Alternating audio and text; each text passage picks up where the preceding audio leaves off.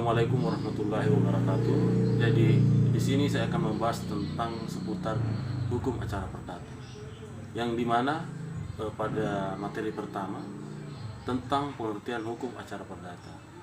Nah, hukum acara perdata adalah serangkaian kaidah, prosedur, dan peraturan hukum yang mengatur tentang pelaksanaan formil hukum perdata dalam tata hukum positif sebuah negara. Nah, kemudian kita melangkah kepada materi kedua, yakni tujuan dan sumber-sumber hukum acara perdata.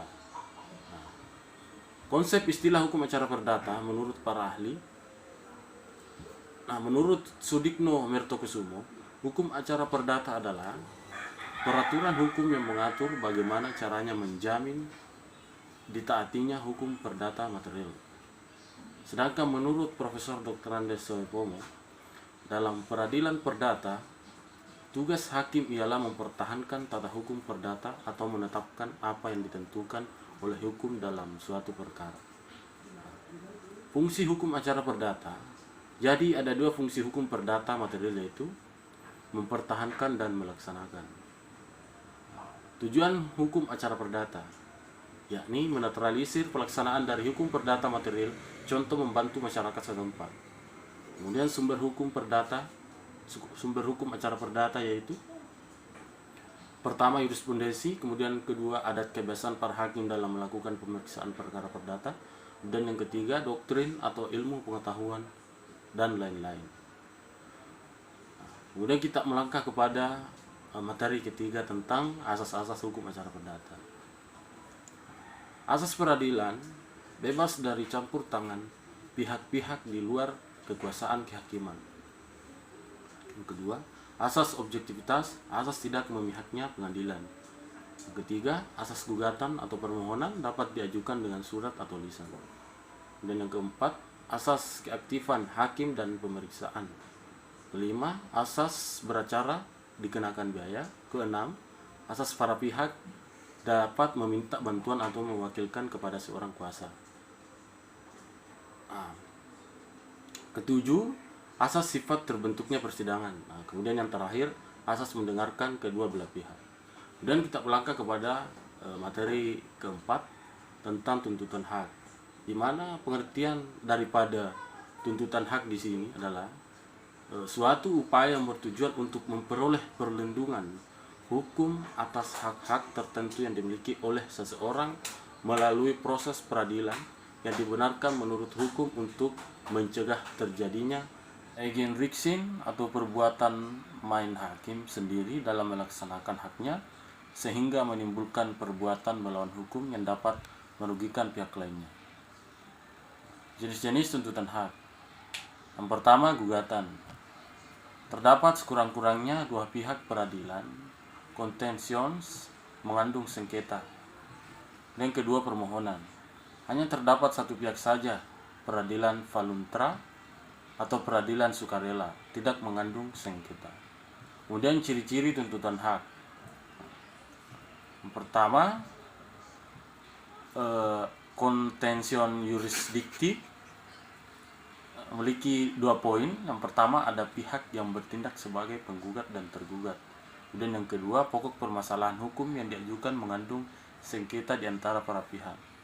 Nah, dan yang kedua, voluntary jurisdictive.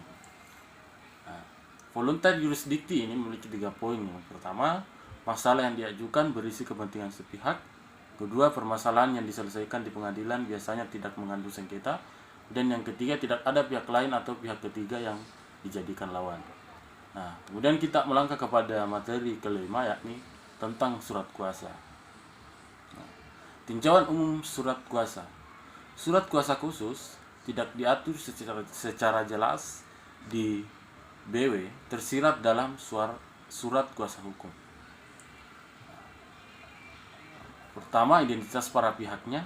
Kedua, pokok dan objek sengketanya. Ketiga, wilayah kewenangan pengadilan tempat gugatan diajukan.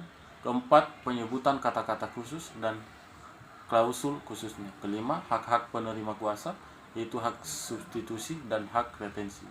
Dan yang keenam, tanggal dibuatnya kuasa khusus. Tanda tangan para pihak sebagai persetujuan. Pada bab ke-16, buku 3 KUH Perdata, dan secara khusus diatur dalam hukum acara perdata HR dan BRG tentang surat kuasa. Nah, surat kuasa terdiri dari dua bagian, yakni pemberi kuasa dan penerima kuasa. Nah, di mana pemberi kuasa ini dia bersifat kuasa umum, sedangkan penerima kuasa dia bersifat kuasa khusus. Kemudian ketentuan pemberi dan penerima kuasa. Pertama, pemberi kuasa melimpahkan perwakilan kepada penerima kuasa dan mengurus kepentingannya sesuai dengan kewenangan yang diberikan dalam surat kuasa. Kemudian yang kedua, penerima kuasa berkuasa penuh bertindak mewakili pemberi kuasa terhadap pihak ketiga untuk dan atas nama pemberi kuasa. Dan yang ketiga, kuasa pemberi bertanggung jawab atas segala perbuatan penerima kuasa sepanjang perbuatan yang dilakukan tidak melebihi wewenang yang diberikan pemberi kuasa. Kemudian pada materi ke-6 tentang gugatan dan jawaban. Di mana pengertian daripada pengertian gugatan dan jawaban. Pengertian gugatan adalah permasalahan perdata yang mengandung sengketa antara dua pihak atau lebih yang diajukan kepada ketua pengadilan negeri, di mana salah satu pihak sebagai penggugat untuk menggugat pihak lain sebagai tergugat. Eksepsi tangkisan yaitu jawaban yang tidak langsung mengenai pokok perkara. Kemudian bentuk gugatan dan jawaban. Nah, gugatan-gugatan memuat yang pertama identitas para pihak, kemudian yang kedua posita, dan yang ketiga petitum. Nah, jawaban yang pertama eksepsi kewenangan relatif atau kewenangan nisbi diatur dalam pasal 133 HIR, menolak diadili pengadilan kompetensi relatif. Dan yang kedua, eksepsi kewenangan absolut diatur dalam pasal 134 HIR, muslim diadili di pengadilan negeri. Dan yang ketiga, eksepsi dilatoir, yaitu menyatakan bahwa gugatan penggugat belum dapat dikabulkan karena penggugat telah memberikan penundaan pembayaran. Kemudian yang keempat, eksepsi permetoir, yaitu eksepsi yang menghalangi dikabulkannya gugatan karena gugatan telah diajukan lampau waktu atau kadaluarsa atau utang yang menjadi dasar gugatan telah dihapus. Kemudian yang kelima, eksepsi premier, yaitu eksepsi yang menghalangi dikabulkannya gugatan karena gugatan telah diajukan lampau waktu atau kadaluarsa atau uang atau utang yang menjadi dasar gugatan telah dihapus. Kemudian pada materi ke-7 tentang putusan. Nah, di mana definisi daripada putusan ini menurut Sudikni Mertokusumo bahwa putusan hakim adalah suatu pernyataan yang oleh hakim sebagai pejabat negara yang diberi wewenang untuk itu diucapkan di persidangan dan bertujuan untuk mengakhiri atau menyelesaikan suatu perkara atau sengketa antara para pihak. Nah, di mana putusan ini sebagai penyelesaian sengketa perkara dalam peradilan kontentius. Sedangkan dalam putusan ada penetapan, di mana penetapan ini sebagai perkara dalam peradilan voluntaire. Nah, kemudian jenis-jenis putusan. Dalam pasal 185 ayat 1 HIR, pasal 196 ayat 1 RBG, jenis-jenis putusan. Yang pertama, putusan akhir. Nah, di mana putusan akhir ini adalah putusan yang mengakhiri suatu sengketa atau perkara dalam suatu tingkatan peradilan. Kedua, putusan yang bukan putusan akhir atau putusan sela atau putusan antara adalah putusan yang fungsinya tidak lain untuk memperlancar pemeriksaan perkara. Kemudian pada materi ke-8 tentang pelaksanaan putusan. Hakikat pelaksanaan putusan. Yang pertama, pelaksanaan putusan atau eksekusi pada hakikatnya adalah realisasi daripada kewajiban pihak untuk memenuhi prestasi yang tercantum dalam putusan tersebut. Kemudian yang kedua, putusan hakim mempunyai kekuatan eksekutorial, yaitu kekuatan untuk dilaksanakan apa yang ditetapkan dalam putusan itu secara paksa oleh alat-alat negara. demi keadilan berdasarkan ketuhanan yang Maha Esa.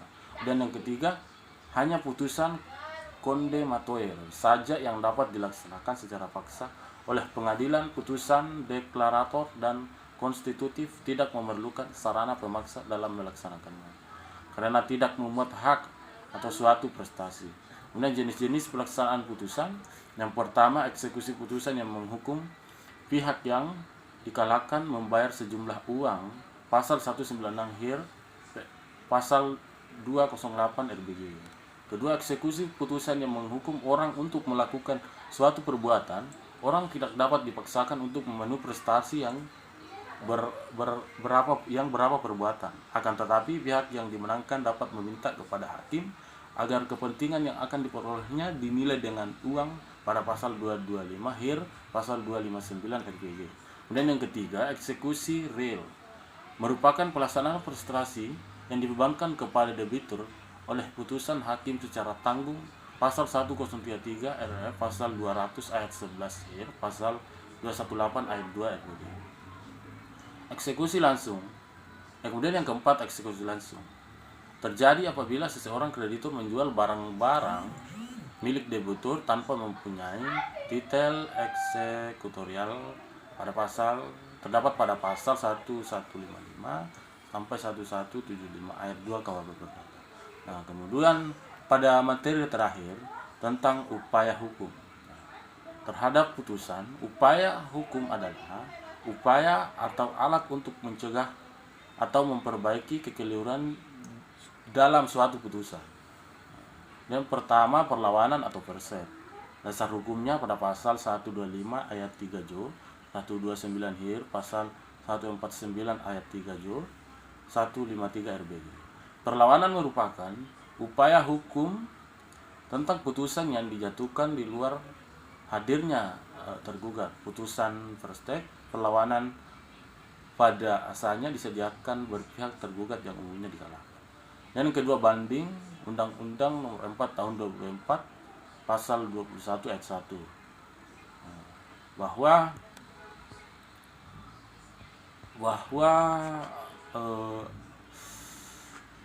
bahwa terhadap putusan pengadilan tingkat pertama dapat dimintakan banding kepada pengadilan tinggi oleh pihak-pihak lain yang bersangkutan, kecuali undang-undang menentukan lain.